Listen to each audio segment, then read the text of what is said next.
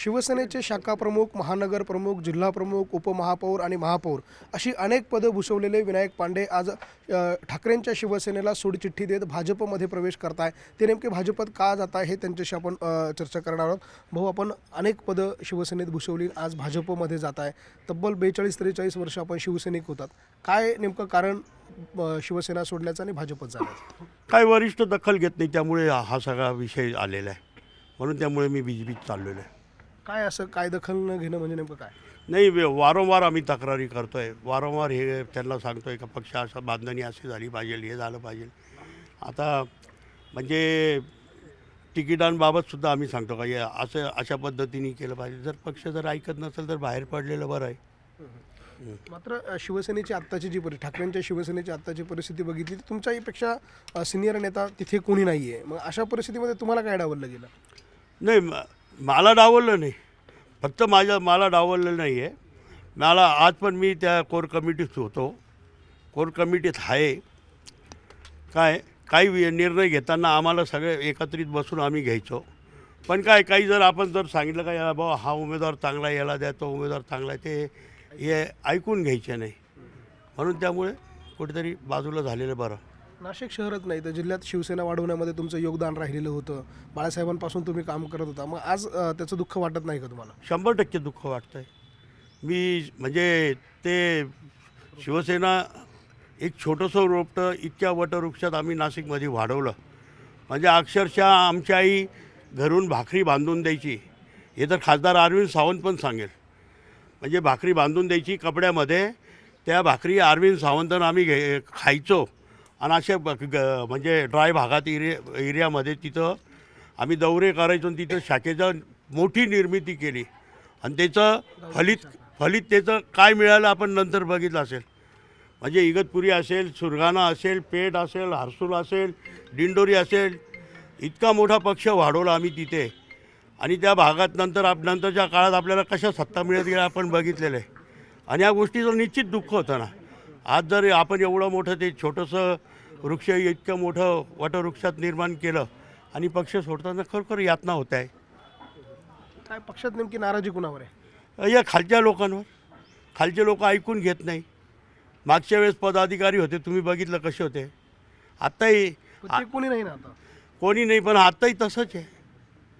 आत्ताही तसंच आहे। पक्षाला वेळ दिला पाहिजे। आम्ही ज्या पद्धतीने पक्षाला वेळ दिला, पक्ष बांधणी केली, पक्ष इतका मोठा वाढवला, त्या पद्धतीने ही लोक वेळ देत नाही। तुम्ही थोड्या वेळापूर्वी असं म्हणाले की जिल्हा परिषदेची सत्ता तुम्ही आणली, महापालिकेत सत्ता आणली, नेमकं त्यावेळेला काय तुम्हाला संघर्ष करावा लागला? नाही, संघर्ष म्हणजे संपूर्ण नाशिकनी पाहिलेलं आहे। म्हणजे मी शिवसेना प्रमुखांना त्यावेळेस सांगितलं, 60 वर्ष झाले काँग्रेसचा भगवा त्या झेडपीवर फडकतो आहे आणि आपल्याला तिथं भगवा फडकायचा। त्यावेळेस शिवसेना प्रमुख मला म्हणे, अरे आपलं बहुमत नाही, तू कसा फडकेल? म्हटलं काही नाही, काँग्रेसच्या बाया पळून नेलं मी करेल। आणि त्यावेळेस काँग्रेसच्या बाया पळून दिल्या। आणि 60 वर्षाच्या पहिल्यांदी त्या इतिहासामध्ये पांडुरंग राऊत याला जिल्हा परिषदेचा अध्यक्ष यायला आणि तो शिवसेना प्रमुखांकडे तो लालबत्ती घेऊन मातोश्रीवर गेलो होतो मी। साहेबांनी तेव्हा माझी पाठ ठोपटली होती। आता पाठ ठोपटणारच कोणी राहिलं नाही। उद्धव साहेब नाही थोपटत? कसे मी सांगितलं ना, पाठ ठोपटणारच कोणी राहिलं नाही। किती चांगलं काम करा त्याची दखलच घेतल्या जात नाही। म्हणजे एक साधं उदाहरण सांगेल, तुम्ही माझे सण उत्साह बघत असाल, माझी रंगपंचमी इतकी जोरात असते। माझ्या रंगपंचमीचा व्हिडिओ एक दिवस उद्धव साहेबांना गेला आणि उद्धव साहेबांनी त्यांच्या पेजवर टाकला। काही मिनिटामध्ये 48,000 लोकांनी, 48,000 म्हणजे त्यात आमचे नेते पण होते, 48,000 लोकांनी बघितला। म्हणजे त्या आमच्या पक्षप्रमुखांना जेव्हा आवडला त्यांनी तेव्हा त्यांच्या पेजवर टाकला ना। म्हणून ह्या सगळ्या गोष्टी बघितल्या। एवढे मोठमोठे कार्यक्रम करत असताना जर असा न्याय मिळत असला तर चुकीच्या गोष्टी ह्या। इतकं प्रेम होतं उद्धव साहेबांचं तुमच्यावर, मग असं काय फिसकटलं? काय खालचे लोक तिथपर्यंत पोचून देत नाही ना। आता तुम्हाला मातोश्रीची दारं कुठं कधी बंद झाली? नाही, बंद नाही झाली। मीच जाणं सोडून दिलं होतं, बंद नाही झाली। काय कारण?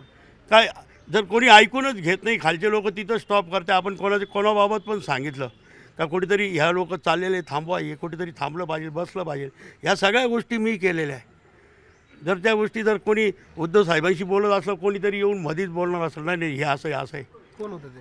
असेल तुम्हाला माहिती कोण असेल, आपण बघतोय आपल्यासोबत विनायक पांडे होते. विनायक पांडे खरं तर सामान्य शिवसैनिकांपासून तर महापौर असे अनेक पदं त्यांनी भूषवले.